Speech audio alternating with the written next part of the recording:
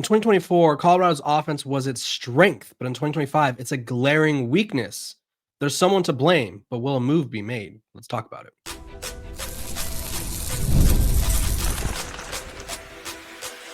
You are Locked On Buffs, your daily podcast on the Colorado Buffaloes, part of the Locked On Podcast Network, your team every day. Welcome to Locked On Buffs, everybody. I'm your host, Kevin Borba. Today's episode is brought to you by FanDuel. Now, right now, new customers can bet just $5, and if your bet wins, you'll get $300 in bonus bets to use across the app. Download the app today. We're also brought to you by the Locked On Podcast Network. It's your team every day for free and available wherever you get your podcast. So thank you for making me your first listen of the day. Like I say, we're free and available wherever you get your podcast. So make sure to like, subscribe, follow. Should the Colorado Buffaloes fire Pat Shurmur, the offensive coordinator? The offense was a strength last year. Now it doesn't seem to be a strength at all. How Deion Sanders and Pat Shurmur totally mismanaged Colorado's quarterback situation and may have derailed their entire season just 3 weeks in. And Robert Livingston was paid, to be one of the highest paid defensive coordinators in college football. And now Colorado's defense is a disaster. So let's dive into it all. For starters, firing Pat Shurmur. I think there's a lot of complexities that go into a decision like this, right? You have to look at, has he been putting the team in the right situation? Has Colorado's offense is it execution? Is it play calling? Is it lack of confidence from the players? Is it lack of talent from the players? And I could safely say that Colorado has a talented roster. We've seen the flashes, right? They took that Georgia Tech team that just beat Clemson. They had him on the ropes. But now this Colorado offense can't do anything effectively. And the thing that really concerns me with Pat Shurmur is everything they had talked about this offseason, how they have better players, they're going to run the ball more. They're not doing any of that. And so I wanted to sort of quantify how bad Colorado's offense has been, because last year it was a strength, right? Last year it was like Colorado's offense was what was willing them to games. But instead, this year they rank 102nd in total offense, averaging 334 yards per game. For reference, Iowa ranks above them. Yeah, Iowa's offense is currently more prolific than Colorado. That's when you know you have a problem, right? Iowa is historically known for having an absolute dud of an offense, but Colorado is somehow making them look really good. Third down, their ability to convert on third downs, ranked 91st in the country, 37.2. And a lot of this, I think, is play calling, right? We've seen it so many times where Colorado goes 3 and out because they go pass, pass, pass, or they go short run, pass, pass. And it's like, why are we not trying to run the ball more? Why are we so confident that we could get these first downs with throwing the ball when we haven't shown that we're a consistent passing team this year, and we haven't shown that I could scheme up good offensive plays or good passing plays. Rushing offense, this was supposed to be their thing, right? They rank 104th, right? All off season, Colorado was like, we're gonna run the ball down their throats. We're gonna ground and pound. We're gonna do this, right? Against Houston, Colorado had 12 rushing attempts by running backs, right? That is around the same mark they had last year, right? Last year, I think they were undefeated when they ran the ball 14 times or more with a running back. And guess what? All the games that they didn't win, it was 13 or less, right? That's just how it works. And they're back on that track. It's like as soon as things get difficult, they just start throwing the ball. They start forcing the issue. And guess what? I think they completely mishandled this quarterback situation. I think there's a clear answer quarterback. That being said, I don't think any of these quarterbacks are Shedeur Sanders, right? So none of them need to be throwing the ball 30, 40 times a game. That's just how it works. Passing offense, you could hang your hat on it last year. It was one of the best passing attacks in college football. I think it was top 5. Now they're 80th, 210 yards per game, and it's just unimpressive, right? You can't move the ball whatsoever. I would say they're kind of bailed out by a handful of big plays. And I wanted to show the the adjusted EPA play comparison, because this sort of essentially shows like, hey, are we a negative or a positive? Net negative, net positive is what I was trying to say. So the EPA basically values how good your offense and defense are compared to that of your opponents. You'll see right here, Colorado is in this range of a negative EPA, which in layman's terms means bad offense, bad defense. So some teams that Colorado's grouped with, Georgia Tech is kind of up there, but I would say Colorado's more on par with Duke, who's 1-2, UCLA, who's 0-3 and just fired their head coach, Virginia Tech, who's 0-3 and just fired their head coach, Notre Dame, who's 0-2. So not what you want to see, right? Colorado clearly has some issues offensively. I think if this was another program, I don't know how quickly they'd make this change, but Deion Sanders has shown in the past that, like, hey, I will make a change if I have to, right? I will make the tough decisions, right? That's how Pat Shurmur got this job in the first place. Sean Lewis was demoted. When you have an offense that has Kaidon Salter, who I think is probably could still be an upper echelon quarterback in the Big 12. Excuse me. You have talented receivers all over the place, right? Omarion Miller should be one of the best receivers in the country. I think he should realistically be getting Ryan Williams, Jeremiah Smith levels of production if he was used correctly, right? And they're not, right? And the offense is predicated on these little bubble screens, these swing routes, and it's like, why are we not going vertical, right? Why is our average pass or passing attempt, why is it like 3 to 5 yards, right? I don't know if that's the exact number, but it's one of those things where it's like everything about this Colorado offense is just screaming like it doesn't have an identity. And as we know, that's not what we want at all when you're heading into your fourth game of the season. And the hard part is this would be the time to do it because Colorado is going to they're going to sort of beat up on Wyoming and everyone's going to be like, oh, it's fine again, right? Colorado ranks 94th in average in passing yards per completion at 10.8. Some notable offenses who rank above them: Akron, Kansas State, North Carolina, who's legitimately terrible. So Colorado just needs to find a switch and flip it. And I don't think Pat Shurmur has that switch to be flipped because I do think that this is what he's been, right? He has been this guy throughout his career. He's been fired multiple times in the NFL. He's been fired countless times throughout his career. And it's just, I don't think he has it, right? Colorado's offense is not able to sort of sustain the bad defense play they've been getting. And there's been times where the defense sets them up, right? Where the defense is like bending, not breaking, and Colorado's offense can't score, right? So Pat Shurmur, I don't know what the right call is here, right? Like I think if Byron Leftwich was more involved with the program, I really don't know his role anymore. I think if Byron Leftwich was sitting there ready and waiting, you'd go to him. I still think if you can somehow go to him, you go to him, right? I don't think the offense as a whole isn't bad in the sense of like the looks that they're giving, right? I like how they're mixing it up this year. That being said, it's the play calling, it's the situational stuff, it's the just common down to down stuff that's not going right for Colorado. And I think Pat Shurmur's to blame. I don't think he's putting the offense in good position. I don't think he's using his best players at all. I think like DeKalen Taylor needs to get the ball a lot. They've talked about it. And then it's like, okay, well, how many touches did DeKalen have? And it's like, okay, well, let's look, right? Let's look at how many times DeKalen Taylor touched the ball against Houston, because I could promise you it wasn't nearly enough, right? I think as soon as Colorado finds something, like they found they were having success running by, I think it was the right guard and in between the right guard and right tackle. Instead, they sort of just abandoned the run. They keep going to these outside sort of plays. DeKalen had 2 carries, and then he also he had 3 catches. So 5 total touches. We're not going to count the kickoff returns. Basically a week after we just decided like, hey, this guy's really good with the ball in his hands. We give him the ball 5 times, right? So I don't really understand what's not clicking with Pat Shurmur. I think if Colorado has any chance of saving their season, they need to make a change.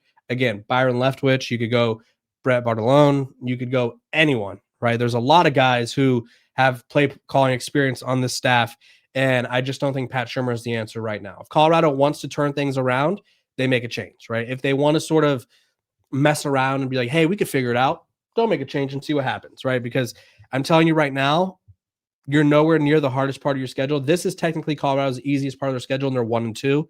I think they'll finish 2-2 for the first 4 games, but then it's only going to get harder, right? They play against BYU, who has one of the best defenses in the country. They play against a TCU team who has probably one of the best offenses in the country. And I don't know if they could go bar for bar with them. So you need to make a change. You need to figure something out. And unfortunately, I think for Pat Shurmur, that means moving on from him. When we come back, we're going to talk about the quarterback problem. I think Colorado completely botched it, and I think they need to change it again and stick with this decision.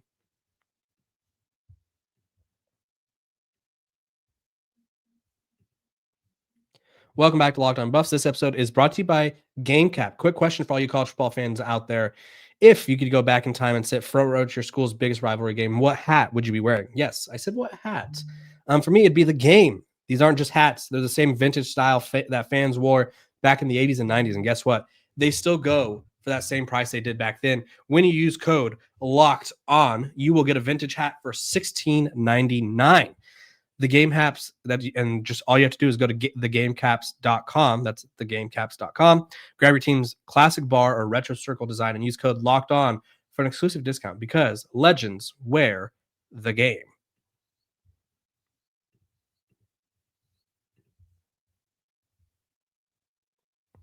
Welcome back to Locked On Buffs. This episode is also brought to you by our sponsors over at 5 Hour Energy. Now, if you're feeling a little lethargic, right? You're feeling not yourself. That's okay. That's what 5 Hour Energy is for. For those of you that don't know, caffeine just got a flavor upgrade. 5 Hour Energy. The shots deliver tasty caffeine in 17 bold flavors. Each 2-ounce shot packs the caffeine of a premium 12-ounce cup of coffee plus B vitamins and nutrients with zero sugar and zero crashes. What I love the most is how portable they are. Big taste, tiny shot. You can take it anywhere and get that boost you need. And it's not like there's a ginormous cup or something. So enough with the boring flavorless caffeine. It's time to get your caffeine a flavor upgrade with 5 Hour Energy shots. Get the favorites you love or be bold and try something new in stores and online at www.5hourenergy.com or Amazon today.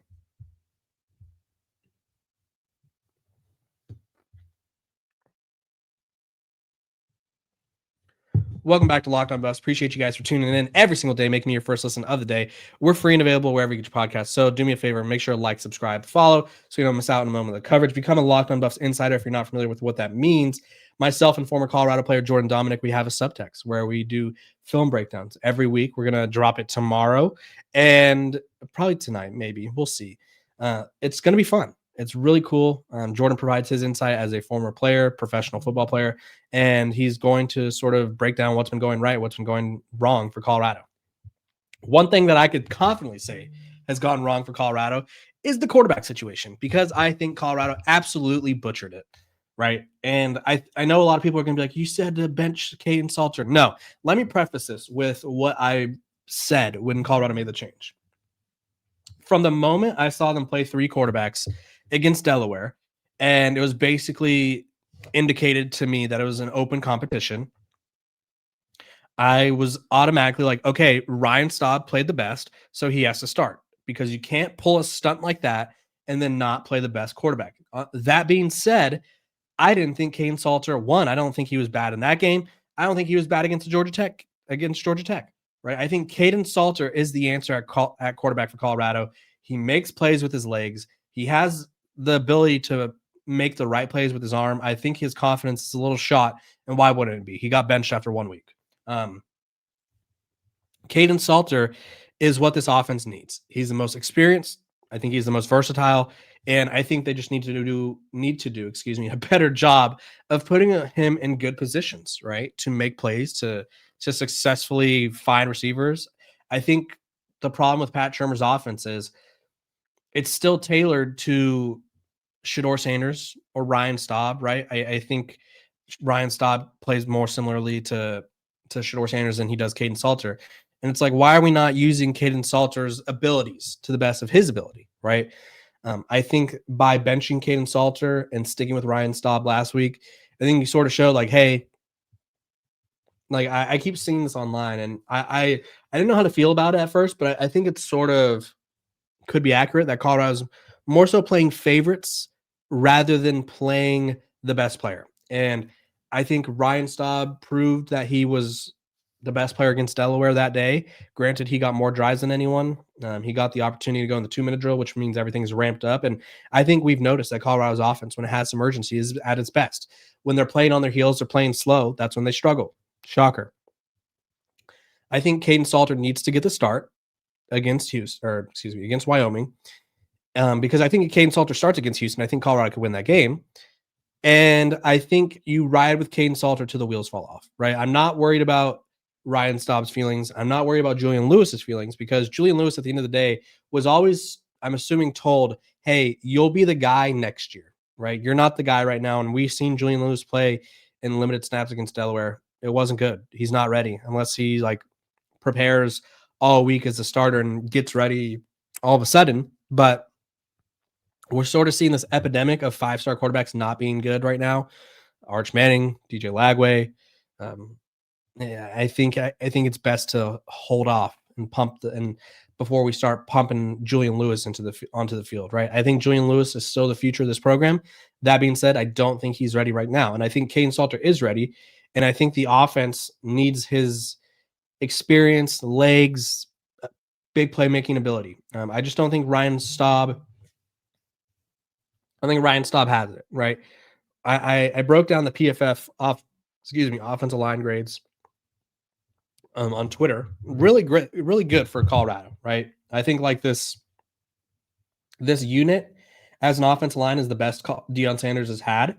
That being said, there was, I think, 3 or 4 sacks credited to Ryan Staub this past weekend, right? Houston got to him. Let me confirm how many times. 3 times, excuse me. Houston sacked him 3 times. 0 of those sacks went to an offensive lineman, right? The pass blocking grades were 91.1, 85.8, 82.3, 79.3. And Xavier Hill, who I think has sort of been, based on grades, the most disappointing offensive lineman on the team this year, 69.7. So even then, not bad. So Colorado has the offensive line in place. I think they have the playmakers in place. They don't have the quarterback in place. They don't have the play calling in place. And I think if Pat Shurmur is going to continue to call plays, he needs to call plays that set Kaidon Salter up. I think if you're Kaidon Salter, there are times where he misses throws. There are times where he's not on the same page with his receivers. I don't know how you fix that, right? Maybe stay in, put some extra work in with the guys, but you got to go with you can't go with Ryan Staub again. I just think that the sort of Cinderella story of he was a former 3rd-string quarterback to starter now. He wasn't the best quarterback on the roster. He was the best quarterback against Delaware, which, I mean, Kaidon Salter played the same team, but I think Kaidon Salter, he did what he was asked, right? He led Colorado to 10 points on their first 2 drives, or on 2 of its first drives. I don't remember if it was the first 2, but he was exactly what they asked him to be. Now, I think they need to unleash him. I don't think they've unleashed Kaidon Salter, and I think it's creating a problem, right? I think Deion Sanders and Pat Shurmur and whoever else is involved in making this quarterback decision, I think they fumbled it mightily. I don't think they should have done the 3 quarterback thing last week or 2 weeks ago now. I think that was setting themselves up for failure. And now they're in a position where it's do you give Ryan Staub another start? Because we can't just start him one game. It's oh, really? Because you basically did that to Kaidon Salter. He got the start, but he only got 2 drives. So it's a mess, right? The quarterback situation is a mess. They did not handle it correctly at all. I'm not saying I'm a coach. I'm not saying I would have handled it better, but I would have just ridden with Kaidon Salter at least through the first 4 games, right? Because you weren't going to learn much about Kaidon Salter against Delaware. I assumed he would have continued to play well. You weren't going to sort of learn much about any of their quarterbacks against Delaware, but instead we made a decision off that, and now you made that bed. Now you have to sort of lay in it, and I think they made the wrong bed. Let's take another quick break, but we're going to talk about Colorado's defensive problem and why Robert Livingston's defense is not what it was last year.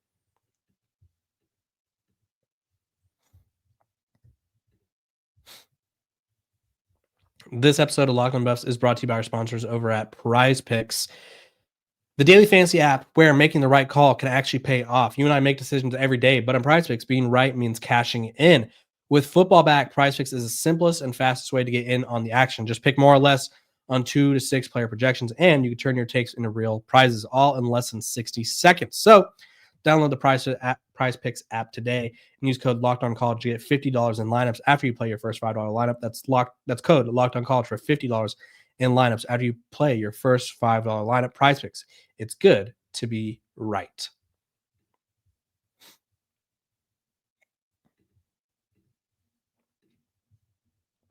This episode of Locked on Buffs is also brought to you by our sponsors over at FanDuel. The NFL season is here, and FanDuel is making sure you're ready for kickoff with a can't-miss offer.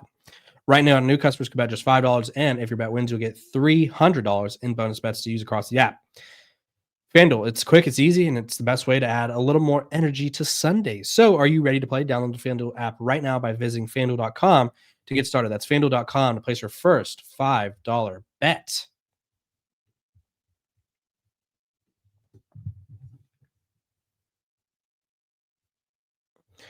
Welcome back to Locked on Buffs. Appreciate you guys for tuning in, making me your first listen of the day. We're free and available wherever you get your podcast. Make sure to like, subscribe, and follow. Become a Locked on Buffs insider. Myself and former Colorado star Jordan Dominic will be doing a film breakdown. The first 2 weeks are free. It's really cool. We dive into every aspect, every single nook and cranny of like what went right, what went wrong. I'll put the link below in the caption of this episode. Let's talk defense. I'm sure me and Jordan are going to talk some defense too that you guys will be interested in. Colorado's defense last year was a revelation.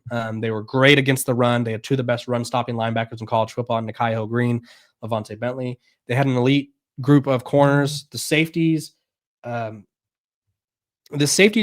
great, but they were good. This year, I don't think we're getting any of that, right? Colorado ranks 116th in total offense. They're giving up 430 yards of offense per game. It's not great. They rank 85th on getting teams off the field on third down. Teams are converting 38.5% of the time, which is not great.